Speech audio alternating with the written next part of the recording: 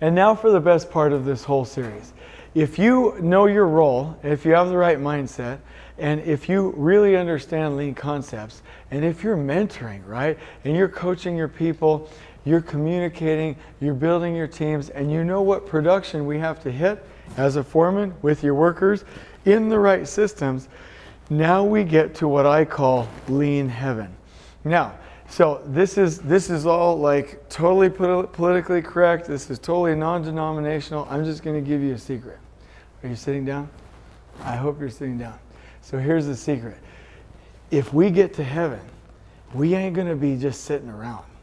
Like, heaven is about progress. It's about giving. It's about learning. It's about serving. It's about being with others. There's no way we're going to be up there sitting on a cloud drinking Mai Tais.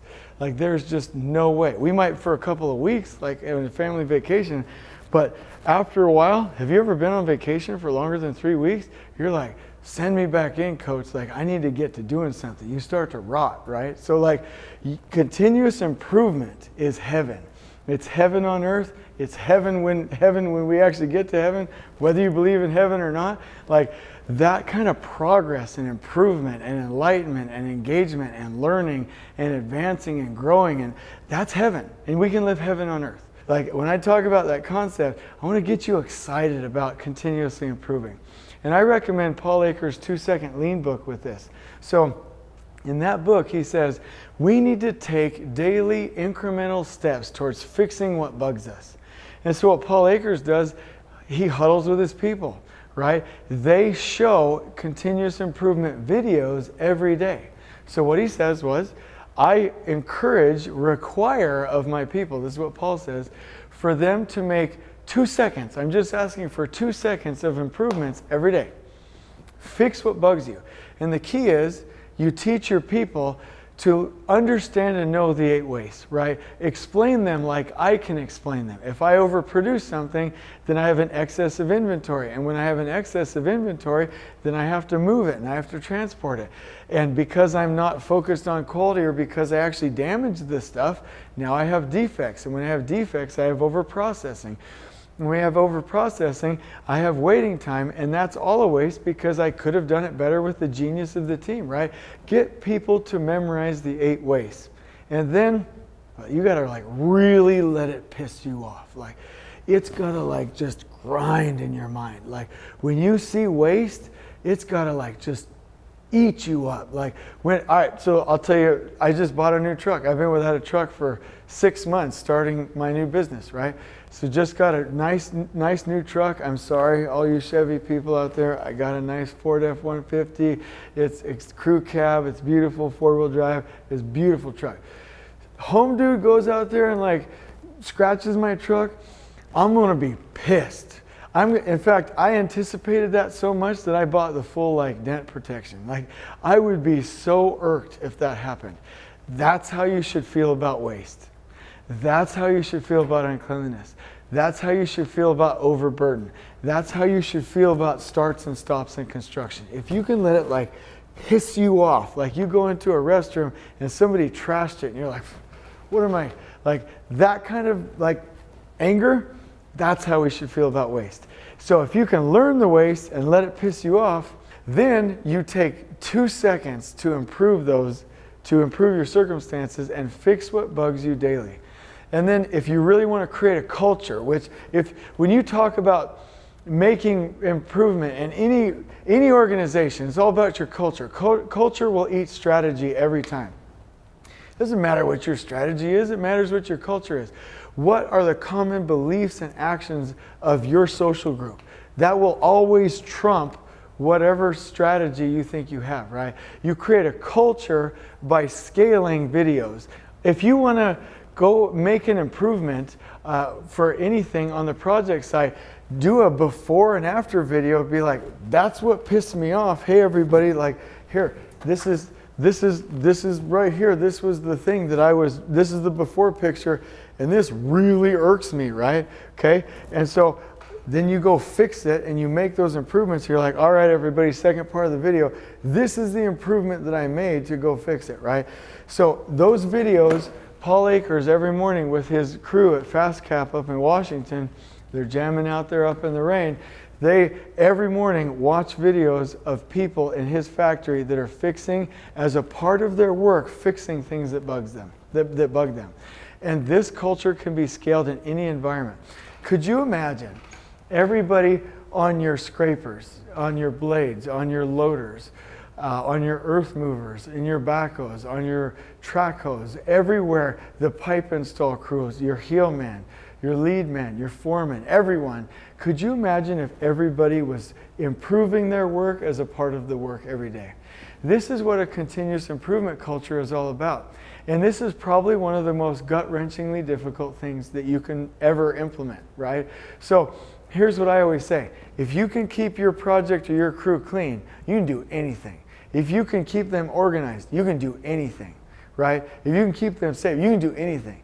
But if you can't, then there's no guarantee you can do anything as a foreman, right? If you can keep that area clean, and if you can keep your crew organized, and if you can keep them safe, you can also implement a continuous improvement system. You need to enable them, require every day that we fix and improve what bugs us every day, and to see what we need to see. There's another really neat concept which is called 3S.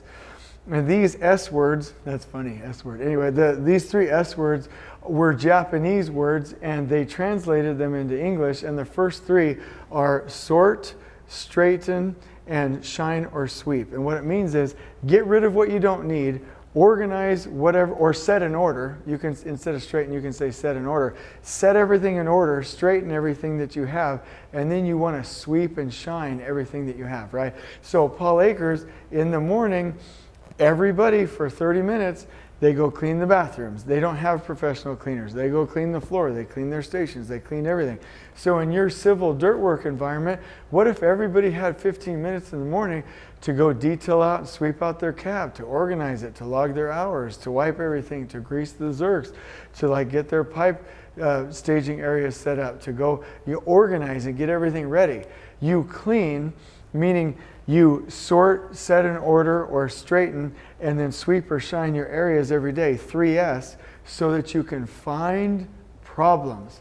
And when you can find problems, then you can let it piss you off and you can fix them. And if you can fix them, could you imagine a culture where everybody is fixing problems as a part of their work? That's how you do it. Go get yourself a copy of the book 2 Second Lean and really focus on driving that kind of change. Not only do we want to own the gap for production, but once you've reached production, why stop there? There's actually a law, another law, I love my laws, right?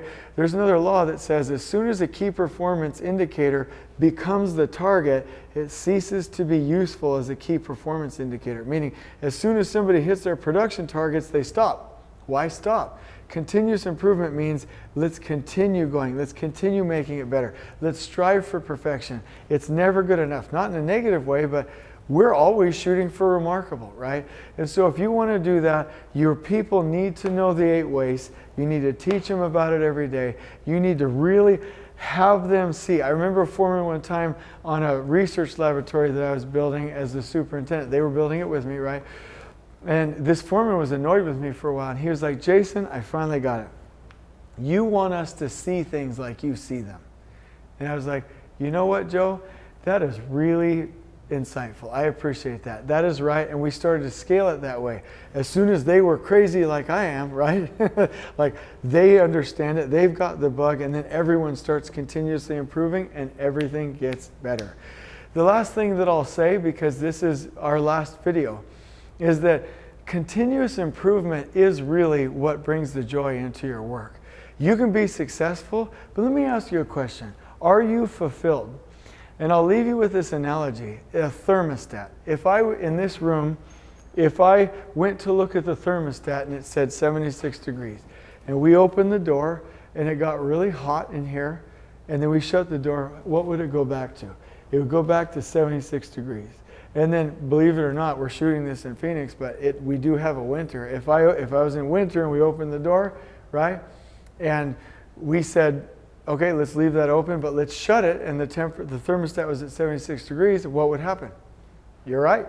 It would go back to 76 degrees. Why? Because it's a set point. And we have been taught to have mediocre set points.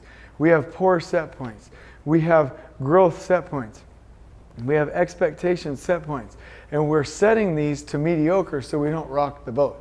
What I'm challenging you to do as foreman is to really get your set point up to perfect. I used to joke with workers, perfect will have to be okay. Don't worry about anything more than perfect, right? If you're doing more than perfect, you're wasting your time. I don't want you to waste your time. All I want is perfectly clean.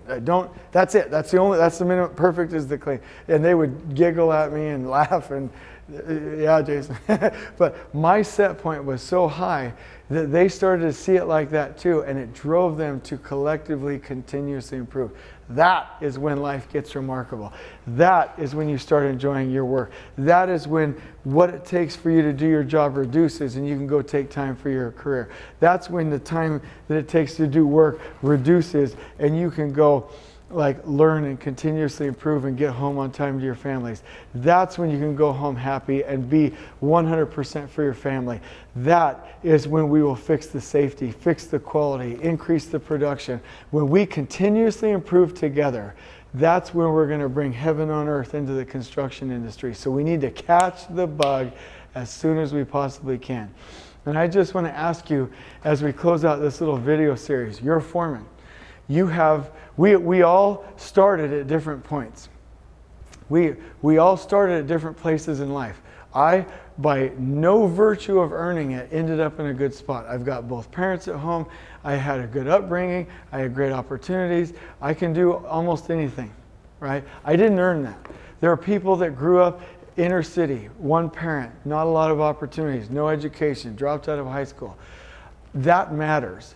And now the decision for you to go be better or for me to go be better and for us to help each other, that there's nothing that can stop that. And so my question is, I believe in you. Build Wit believes in you.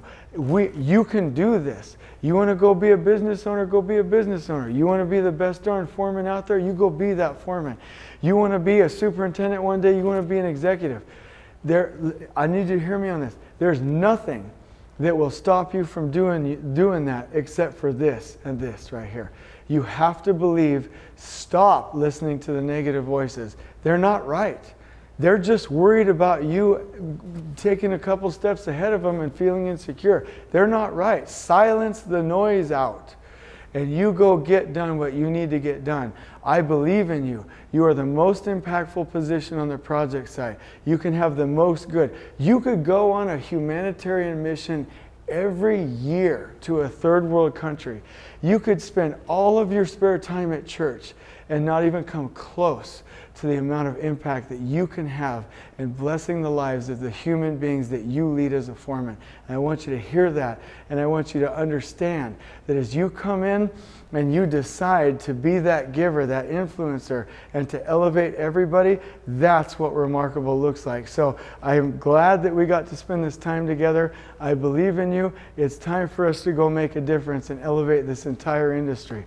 On we go.